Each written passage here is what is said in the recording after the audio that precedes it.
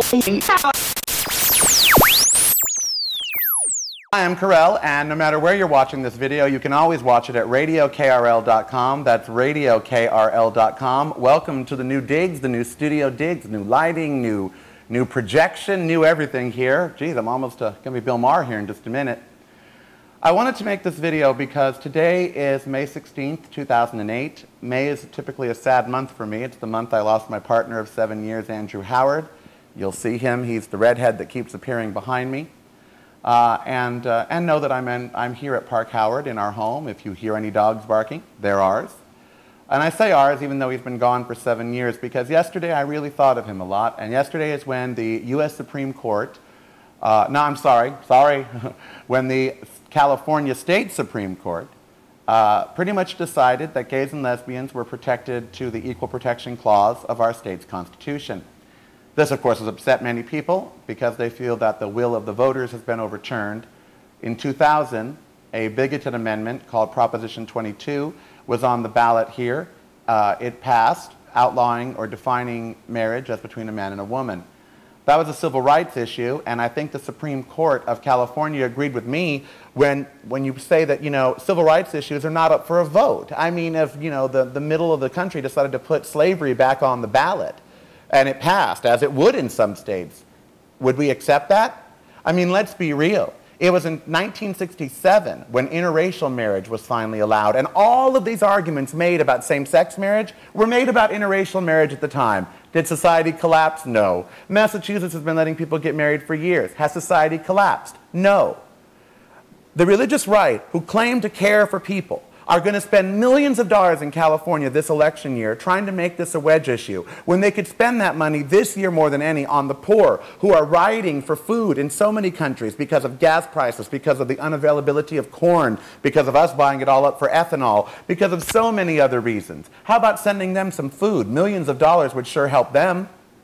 In fact, if in the ruling, the state Supreme Court said some issues must be removed from the public and put into the courts. Well, that upset people because they said these are activist judges. Can anyone tell me what judge isn't an activist judge? The very nature of judges taking a case mean they're going to decide it. Deciding is an action. I'm going to decide to do this, I'm going to decide to do that. That's deciding. So when you're deciding something like that, that's activism. That's activism in its purest form. You see, the Bush administration started an attack on the judicial many years ago, because they don't like the judicial. The judicial was set up by our founding fathers to make sure people like them didn't run amok. And of course, since they want to run amok, they don't like that. They want to attack the judicial and remove the power. So they label them activist judges. But are these people activist judges if they rule in their favor? If yesterday the state Supreme Court had said that same-sex marriage should remain illegal in California, would they have deemed that activism? Well, no, because it would have gone in their favor. But yet to the gays and lesbians in the state, they would have seen those judges as activists. The very nature of judging is activism. You can't judge something without making a decision. The word making is there. That means you are doing something. It's very, very sad that this election cycle, again, might have gay marriage thrown into it. Behind me, you've seen pictures of couples. That's Ann Rice right there with me and Andrew and myself. You've seen pictures of couples, Andrew and myself, throughout Europe or other places, other couples, happy couples, whose marriage would mean nothing to America in so much as it wouldn't affect anyone else's marriage in the state of California. I was one of those people convinced that domestic partnership with the same benefits of marriage was good enough. Because when Andrew died, I didn't care how I would have gotten the rights to sue, so long as I had them. But see, I was in a desperate place, and when you're in a desperate place, well, you sometimes don't make the best decisions. It took the California Supreme Court, a Republican, remember, this is 3 Republicans, 1 Democrat that ruled this way. And it took the Supreme Court of California to remind me that separate is not equal. That domestic partnership mimicking marriage is still just a mimic. And that gay and lesbians grew up wanting to have a spouse, wanting to have a husband or a wife, just like everybody else, and wanting to have a family, just like everybody else. And that marriage, even though it might be able to be contractually equated, that there is no social equivalent for it, and certainly that equivalent isn't domestic partnerships. That's what the Supreme Court said yesterday. Now, I used to disagree, but I have to say, they're right. They're right. The only true equality or equal protection for anyone under the law that wants to enter into a contract but is being prevented because of their race, because of their religion, because of their sexual orientation, the only remedy is to go to the courts. Of course the courts legislate. In the Constitution, the Supreme Court was set up to interpret law and make sure that it adhered to the Constitution. By the very nature of that, that is legislation. We have forgotten what the courts are there for. And suddenly they say, oh, well, they want to legislate from the bench. Well, I would rather have them legislate from the bench instead of you or some other yahoo out there legislate from their living room. Or more importantly, legislate from their pulpit, or legislate from their church or from their Bible. And that's what's really happening here. Yes, judges should legislate from the bench. That's where laws come from.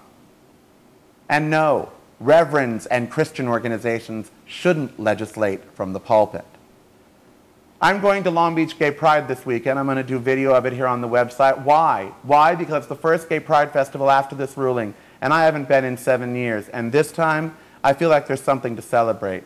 Andrew Howard died 7 years ago, but 4 years before his death, he showed all of Southern California that a gay couple could be as natural and normal as any other couple by being on the radio with me.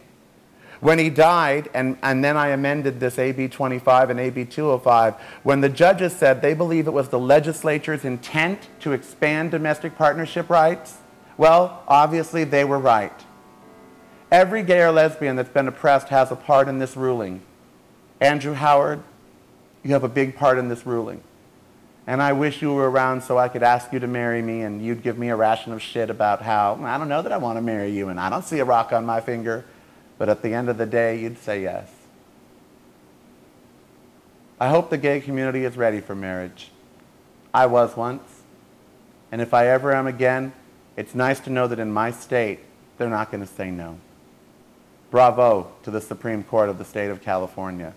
And shame on those religious organizations, including the Knights of Columbus, which are Catholic, who are funding the opposition to this to try to get it overturned in November. Shame on you. Jesus wouldn't approve. I am Karel. You can hear me on Saturdays and Sundays 7 to 10 on KGO News Talk 810. You can hear me Fridays at 5:55 on KNX 1070 doing an entertainment report. And you can always hear and find me right here on radio, KRL, KGO.com, and thehuffingtonpost.com. All right, I am the K in KGO. Hell, I'm just Karel. Be who you want to be so long as it doesn't hurt anybody.